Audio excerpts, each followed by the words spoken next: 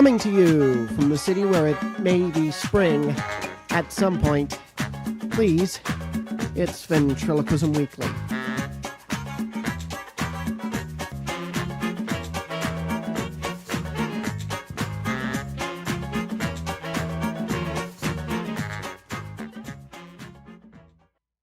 G'day, mate. Matt Bailey here. I'm sorry for my very sad Australian accent, but I had to, and I hope that you're okay with that, and I hope that didn't offend our guest today, Andrew Reddy. Reddy is a school teacher and ventriloquist who hails from Adelaide, Australia. He reached out to me and let me know that this program reaches all the way down under. I am still having trouble wrapping my head around that. I don't understand. Australia, that's crazy. So I'm not going to say anymore. I really want to let this one speak for itself. But stay tuned after the interview for something really, really cool. I have some news for you guys. But anyway, let's get right to it. Here now, our interview with Andrew Reddy. Andrew Reddy, good morning. As I say, good evening here in the States. Good morning to you in Australia, and welcome to the program. How are you? I'm doing well. It feels kind of strange to be in the States. That was quick. I didn't even have to fly. You can... Be in the States. No. It feels kind of weird being in the future. It's Monday where you are, whereas it's a Sunday down here. Well, welcome. You are from, what part of Australia are you from? I'm in Adelaide, which is South Australia. It's the capital city in South Australia. That's great. And you are a ventriloquist, obviously. So, of course, let's begin at the beginning. How did you get started in this crazy, awesome art form? Sure. Well, I've been doing it, I suppose, since I was about 7, I think, just looking back. And it began with one of the leaders at our church had a puppet, and he used to bring him out for church services and children's segments and things, and I just loved it, and I'm not even really sure why. I think a lot of kids, when they see a ventriloquist, they just think that's really cool. The fact that you could talk to one of your toys and they could be alive and you could have a conversation. It's like living in the ultimate fantasy, isn't it? Where your Yes. toys actually come alive.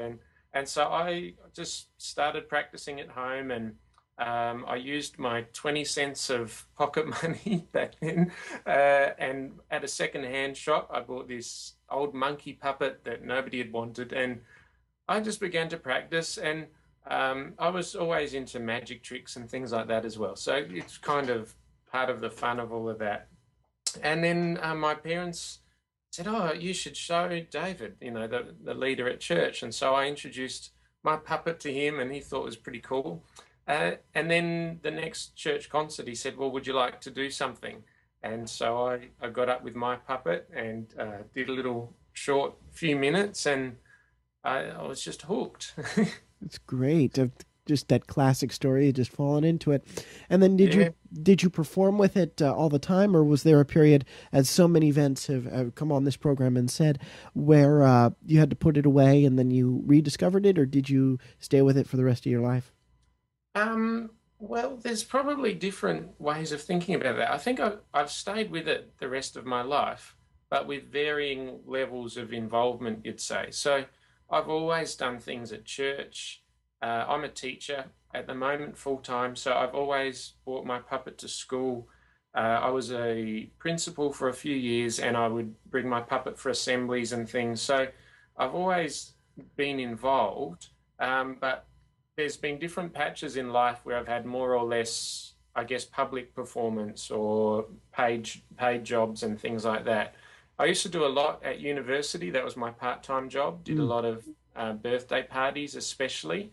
And then when I got full-time teaching, I felt, oh goodness, I've hit the real world of work. It was pretty full on. So it hit again. And so I'm in a period of life now that I am actually wanting to get out there a bit more, and I'm in touch with some of the libraries and things. I'm hoping to be able to do some school holiday programs and a few weekend shows and things as well again. That's great. Get back into it. What do you I, teach? What do you teach? I teach grade 4, so they're like 9, 10-year olds. Mm. But I think part of the thing that has kept me going through it, your question is really Yeah. interesting one to reflect on, even because it's not cool, a certain age to talk to dolls, is it? But for years, once I started to get serious about this, for years, we looked to get a proper ventriloquist figure, and you just couldn't get them in Australia. And there was no eBay, there was no, none of that kind of stuff. We forget how quickly that's all come about. And so for years, that's what I wanted. And so I started when I was 7, and I think I was about 16 before I got my first proper ventriloquism puppet. So that was 9 years of waiting.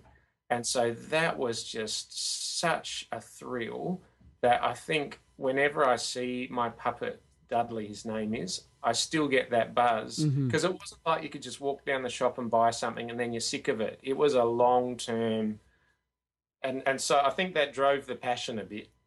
Wonderful. And you actually, that's a perfect segue into something I'd prepared for our conversation today, which is we've been talking back and forth. You came forward and said you were this vent from Australia. And one of the things you said of note was that being in that area, you feel cut off from the rest of our sort of community as a whole. And I'm just curious from your side of it, what is it about Australia? Because let me tell you, we look at Australia and really the only thing we know of that I'm aware of from Australia are the Wiggles. That sort Yeah, of they're your only export that I grew up on the Wiggles. So, yeah. but and koalas, those adorable little things. But not to get off track here, what is it about your location on the globe and just about Australia that is so cut off from the rest of the Western world that it makes it difficult for you to get a puppet or for you to stay in contact with Yeah. fellow ventriloquists from Europe and the States? Yes, I've been wondering about that too, and there are other ventriloquists around, and there's probably three I know of in Australia, but like that's not many, and Australia is huge. So if there's a ventriloquist working in Melbourne and I'm in Adelaide, I would never see them. It's a 9 hour drive to get there, so you're not just going to bump into them at a similar event or something like that. And Hmm. I think everyone that I talk to and I say, oh, because I've been telling all my friends, I'm going on this podcast, and this guy has like interviewed Terry Fader, and they kind of look at me a bit blank. I go, do you remember the guy who won America's Got Talent a few years back and his puppets do impressions and they're kind of, is he the guy with Chucky? And I'd say, no, um, a lot of people know David Strassman. Hmm. So he was big here quite a few years ago. He was massive. People really loved him. But there's just not many. I think when you see good ventriloquists, it breeds an interest, doesn't it? And Yes. I kind of get the impression that in the States, you do just see a lot more people doing vent. And so then more young people are interested in it, even as a starting point. When I was doing kids' parties at university, and I was working through some agents, and they'd say, well, we're not going to firstly sell you as a ventriloquist because nobody really wants a ventriloquist at a party, but we can sell you as a magician. And then if you bring your puppet as well, you could do some ventriloquism. So it's just not a mainstream thing. I think the with the puppets and all of that, it has historically been really expensive to ship a puppet overseas, especially if you're thinking like a traditional figure. There's a fair bit of weight there and a big risk. If you've spent a couple of $1,000s on a figure, you don't want it getting damaged in transport. So you're paying for the premium transport, premium postage. So unless you're actually earning as a ventriloquist, not many people really have kind of the cash to do that. And the one guy, I don't know, this is probably another story if you're interested, but the Go guy ahead. that I actually got my puppet from, it was just, again, we'd searched high and low and we'd contacted magic shops, and it's just no one was really stocking anything, not even cheap ones. But my auntie worked. she's sort of retired now, but she worked in the film industry in Australia, and she met all these really interesting people. And one of the sets needed a ventriloquist figure, and I don't know how all this came about, but the one that they had needed some repairs, and she somehow, because she just knew people, got onto this guy who lives just north of Adelaide, at least he did, and his name was Trevor Wilson, and he made figures, and he's Hmm. worked on Strassman's figure and all these different things. And so through this whole convoluted series of events, and my auntie knew that we'd been looking for ages, she got this guy's number. So even the fact that we had a phone number of a person who made figures, you would not believe the excitement in our house that day. We were just pumped. And I rang this guy, and apparently he's very well known. I don't know if he still is. I've lost touch, and I wish I could find his contact details again. I'd so love to talk to him Say again. that name again. Maybe there are those out there who could help you with that. Trevor Wilson. Um, and we rang him up, and I think he thought, oh, here we go. I'm not, not sure about this guy, but he invited me to his house, and he said, for me to build you a figure, you have to audition. Because he said he gets all these rich kids' parents ringing up wanting them to make puppets for them because, it's hundreds of hours to make a puppet. And he says, no, I'm not going to. He only makes them if he knows they're going to be used. And so I took my mangy little monkey puppet, got a glove puppet thing up there and an audition for him. And he said, he said, yeah, I can see you're serious. He said, what kind of a puppet would you like? And that was bonkers. Like, you mean I have a choice? I was just going to be happy that I get a figure. I couldn't believe that there was an option of choice. This was incredible. And I said, well, what do you mean? Like, I don't know where to start. And he took me out into his shed with all these different figures and heads. And it was like, oh, it was blowing my mind that there was. And he was the most generous man because then he lent me the puppet that I have now named Dudley. And I think he was a Ma Studios puppet. He's got the little Ma markings inside his body. And he said, you take Dudley and you go and start to promote yourself and get some paid gigs. And in the meantime, I'll start working on a figure for you. So he'd only just met me that day. He lent me the puppet and he said, go and get started. And so we kept in touch a lot. And part of the agreement was that his professional puppets had to get priority for his time. So over a couple of years, he'd started to kind of shape ahead for me.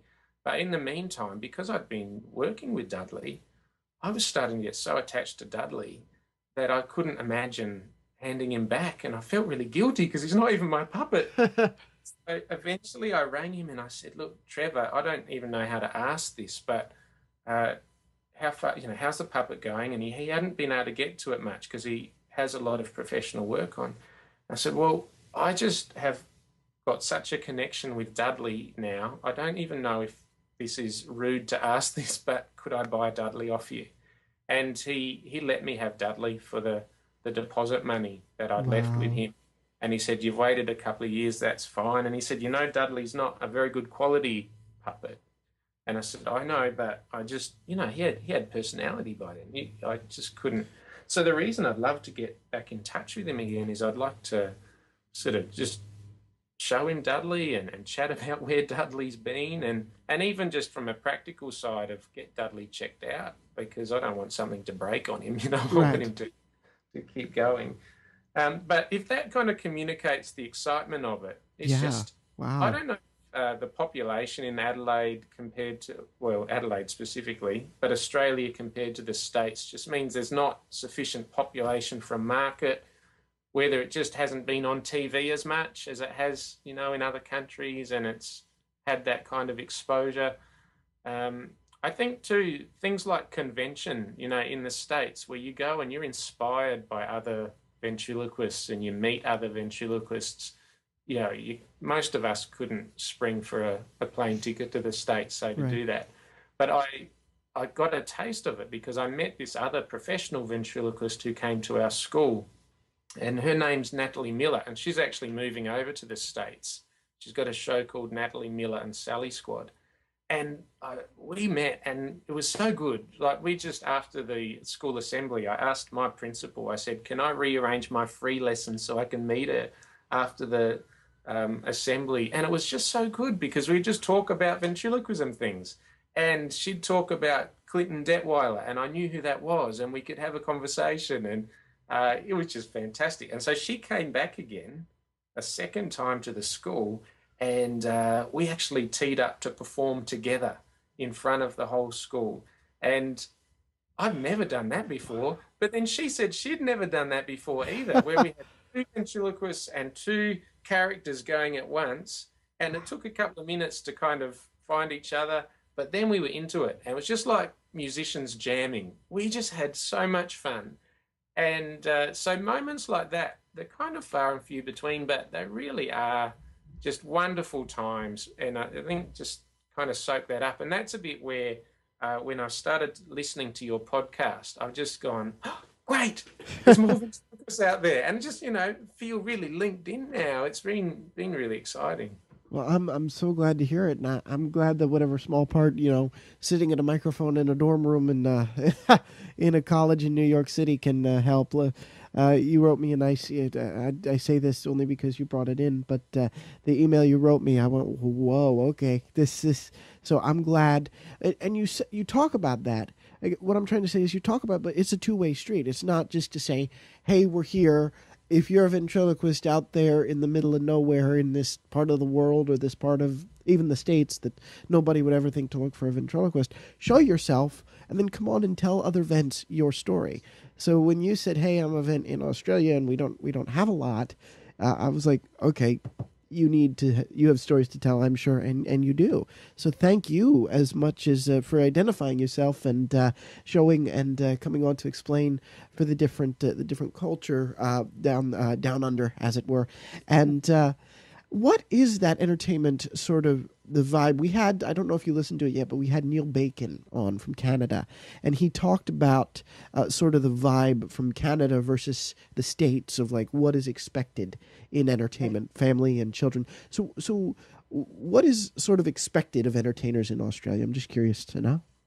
Yeah, that's um, I think we probably lean a bit more towards conservative Hmm. in children's parties especially. And I don't mean conservative as in, you know, it's bad if it's swearing or things, because that's obvious for a kid's party. Yeah. I mean more people tend to just do the same thing. So if uh, that example again, if you can get a magician for a kid's party, but getting a vent, well, that's a bit unknown. I'll just kind of stick with what's safe, a magician or a clown or things like that.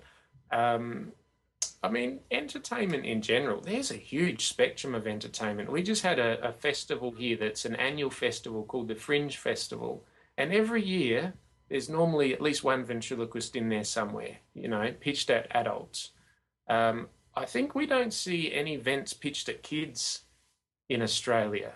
And maybe that's a bit too where people still get hung up on that horror movie, the one Child's Play or something that had the horror dummy thing Yeah. in it. And People are magic. still, yeah, they're still a bit hooked up on that ventriloquism dummies are a bit weird. That's part of it. Um, but people are very diverse in their tastes in Australia still, very diverse. Um, there is quite an interest in stand up. A lot of people like stand up comedians and music. Music's pretty big I in just Australia. It's funny you mentioned stand up. This has nothing whatsoever to do with Vent, but I just discovered one of your stand ups because he did a Muppet special with the Muppets in Montreal, Adam Hills. Uh, Oh, really? With the Muppets? yes, he Oh, that's great. he did this thing. I'll send you a link to it because it's on YouTube. He did this thing with the Swedish chef. The Swedish chef like performed before him, and when the Swedish chef threw the spoon, he got the spoon, and it was fitting because he talks about in the little in the little pre thing. He wrote this sketch to do it in hopes of getting on the Muppet Gala, and then he wrote this, and they put him on the Muppet Gala, and the Swedish chef before him, so he was set up to do the material. And the Swedish chef at the end of his set comes out, takes the spoon from him, bops him on the head, and then hands it back, goes, okay, and he walks away. So it's funny you mentioned stand up because there's a lot of, through being connected, there's a lot of things that are similar between all the way up here in the States and all the way in Australia. It Yeah, just boggles my mind. And I love to explore cultures like that. It's just incredible. yeah. And Adam Hills is probably good sample of mainstream stand-up comedy. You know, that most Australians would have heard of him and enjoy him. Australians do. We do have a bit of a different sense of humor. Like, have you ever seen the movie The Castle? No, I'm afraid I haven't. No, it didn't make it big in the States at all, and yet it was huge in Australia. It's Australian humor. It's daggy. It's kind of very tongue in cheek. And yeah, to me, when that was so big here and yet flopped completely in the States, oh yeah, different places. I think American humor tends to be a bit more out there, whereas probably Australian humor is a bit more like British humor. Sometimes it's a bit more subtle. And if you're used to very in your face humor, it can be a bit, oh, that wasn't funny, you know? So off of that, not really off of that, but the interesting thing of like sort of Australians, the Australian sort of comedy sort of staying there. Legitimately asking, I know we joked about it earlier, but how were the Wiggles able to cross over into such huge success? I know, they're a phenomenon, aren't they? Yes, I don't know whether it's good marketing. I mean, yeah, they had a good product, but at the same time, you look and well, it's not that hard to just sing and do some dances and stuff. But I think their whole combination of the real visual thing with the color and the big animals in costumes and things like that, um, I don't know. They're just, I think it was just the right time for them too, wasn't it? yes. Um, there's always been singing performers for kids. I think too, they just engage the kids. And I think this comes back maybe a bit to your earlier question and even a bit about ventriloquism in Australia. I think if we can engage the kids, if you can build a relationship with your audience, I think it doesn't matter what medium you're using. You can be a ventriloquist, you can be a magician, you can be singing and dancing like the Wiggles. It's about building the relationship with your audience, isn't it? And that's what the Wiggles did. Kids just connected to them. They liked them. They felt the Wiggles liked them as kids. You know, they could almost feel like they were kind of that crazy uncle that likes to come over and play silly games. And I think parents liked them as well. They saw them as just regular people. You know, ordinary, everyday people. I think that might be part of the appeal. There was another kids group called High Five that was over here that was really kind of hyped up and over the top, and they didn't do so well. And I just wonder whether the Wiggles came along at a time in children's entertainment where people just wanted a bit of normality and reality.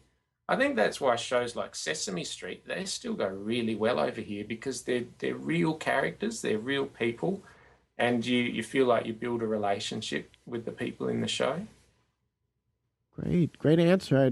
I asked it as if you were some expert on the Wiggles, but I was merely coming from a Australian pop culture standpoint. So that was a great answer, and I thank you for that. So, what's next? I mean, what do you want to see from the Australian entertainment scene? Be it ventriloquism? Do you want to see more ventriloquists, or do you like having that novelty sort of to yourself and hoping that it catches off for the select few like yourself that can then go in to do it professionally because it's so different? Or so what's next? What do you want to see?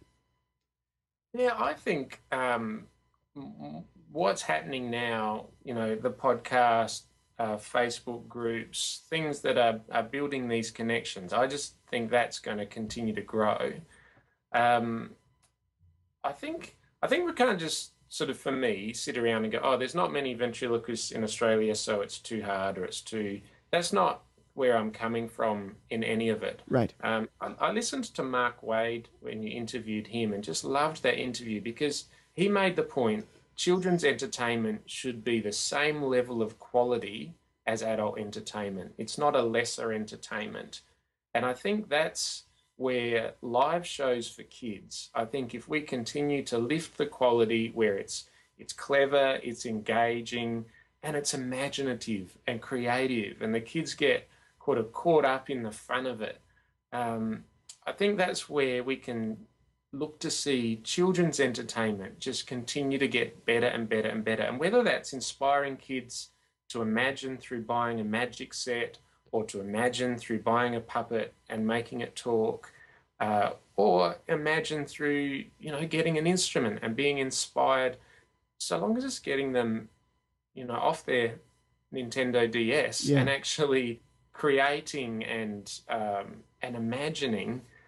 I think that's where I would like to see us kind of shift. Sorry, this is from massive big picture. If please. if I'm president of the world, that we shift kids back to imagination-driven entertainment rather than uh, passive entertainment. And what I personally would like to do is I'm looking at some ways, even through my website, that when I've done a show, I can have some things on there that kids can go and they can learn some magic tricks or they can learn some basics of ventriloquism. And as well as my show, I've added now some workshops that I'm hoping to get into some libraries and things in the school holidays to give the kids the tools to go home and did what I did. Practice in front of a mirror, bring your toy to life, and just start to explore your imagination. So I think if we could also, again, this is now just me personally, what I would like for the future, I would like to think that what I'm doing through ventriloquism wouldn't just entertain kids for a 40-minute show, but could actually spark a little bit of imagination and creativity that could see them begin a journey of, and whether they perform professionally or they perform like I do sometimes in school assemblies, or that's kind of irrelevant, isn't it? It's about the art of the performance and the the inspiration of that. Great. So that was a waffly answer, but that's kind of where I No, want to that's the myself. best kind of answer. Now that's normally where I stop, but you being from Australia, I have one more question. That was broad term about entertainment. What would you like to see from us? I like to think that there's so many events that come on here and that listen. Somebody who just by nature of where they are is a bit disconnected. What would you like to see on the technology side of things to come over to you? How can we reach out more to ventriloquists in further parts of the world? Um, when I said the figure maker asked me what kind of a figure would you like, and I thought, you mean there's choice? That question, that question's a little bit like that because I guess I don't sit here thinking, oh, I wish ventriloquists in the States would, do more of this. Right. I'm kind of more coming. I'm just so grateful to have met you and grateful that the internet has opened up opportunities where I could get a book. When Clinton was around and running his blog, I loved his blog because it opened my eyes to the broader world of ventriloquism.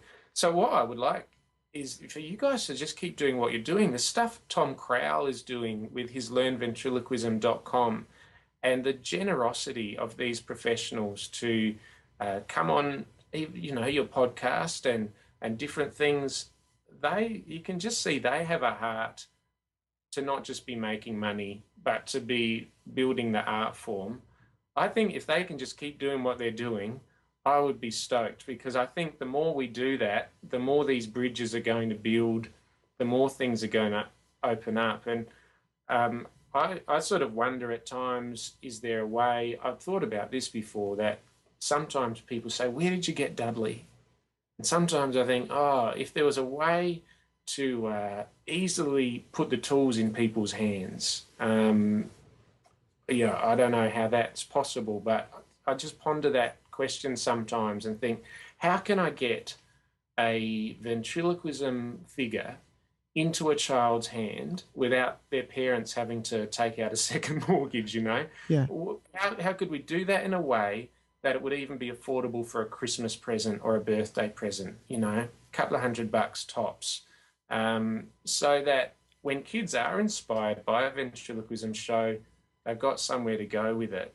I was thinking about, is there a way, say a course like Tom Crowell's course, wouldn't it be great and I've sort of been wondering whether it's something I could start to even look at, even that you could have a course for kids that's pitched at kids levels, where there's kind of short, sort of 5 to 10 minute little bite-sized tutorials that a 7, 8, 9-year-old could get a hold of. I think a lot of the material in the books I've read and things that have helped me, they are pitched. You've got to be high school, you've got to be an adult to really engage with those books.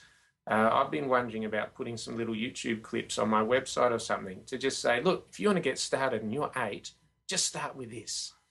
Just do this. Because once you get a kid going, they actually teach themselves a lot. They just got to have that little start. And I was fortunate enough that the leader at my church, I could show him my monkey puppet and he could give me some feedback. And that was all it took. The ball was rolling then. So I hope that as technology grows, that we can increase the ways that we can get the kids involved. I know so many kids that would love to be involved. I have kids ask me, could I give them lessons? And I think time's a limited resource, but there's kids that want to learn, and there's a way to tap into that and keep them inspired and encouraged. That would just be tremendous. That would be great.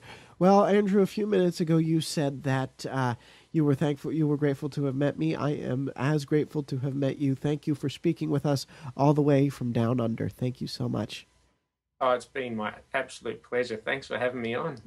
Thank you again to Andrew Reddy. Wasn't that just an awesome perspective we don't normally get?